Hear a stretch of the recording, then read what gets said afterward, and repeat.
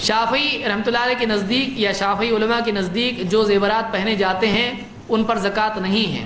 جو زمین یا کوئی اور پراپرٹی ہے جو استعمال میں نہیں ہے، کیا اس پر زکوٰۃ ہے؟ قرآن و حدیث کی روشنی میں وضاحت کیجیے.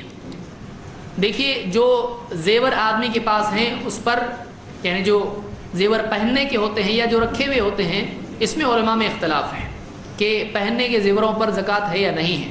راجح قول یہی ہے کہ پہننے کے زیوروں پر زکوٰۃ ہے، اس لیے کہ اللہ کے نبی صلی اللہ علیہ وسلم کے پاس ایک عورت آئی اپنی بچی کو لے کر، اور آپ نے اس سے پوچھا، اس کے ہاتھ میں سونے کے کنگن تھے، آپ نے پوچھا کیا تم اس کی زکوٰۃ دیتی ہو؟ اس نے کہا کہ نہیں.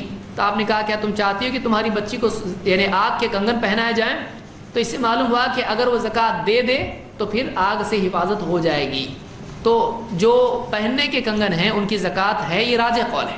بعض علماء کے نزدیک بعض روایت کی وجہ سے یہ ہے کہ نہیں دینا ضروری نہیں ہے، لیکن راجح قول یہی ہے. اسی طرح سے جو پراپرٹی زمین وغیرہ ہے، تو اس میں عمر رضی اللہ تعالیٰ کے قول کی بنیاد پر بعض علماء نے کہا کہ جو چیز تجارت کے لیے، سیل کے لیے رکھی جائے اس پر زکوٰۃ ہے. تو سیل کے لیے جو چیز رکھی جاتی ہے، چاہے وہ زمین ہو یا کوئی اور چیز ہو، جیسے تیر کی مثال اس میں تھی، تو آپ نے تیر والے سے کہا تم اس کی زکوٰۃ دیتے ہو کیا؟ تو جو سیلز کے لیے ہمارا سٹاک ہوتا ہے، سٹاک پہ زکوٰۃ ہے یا نہیں میں علماء کا اختلاف ہے. عام طور سے علماء اس طرف گئے ہیں کہ اس پر زکوٰۃ ہے، اور اسی روایت کو انہوں نے دلیل بنایا ہے. تو صحیح بات یہی ہے کہ اس پر زکوٰۃ ہے، اس پر زکوٰۃ ہے.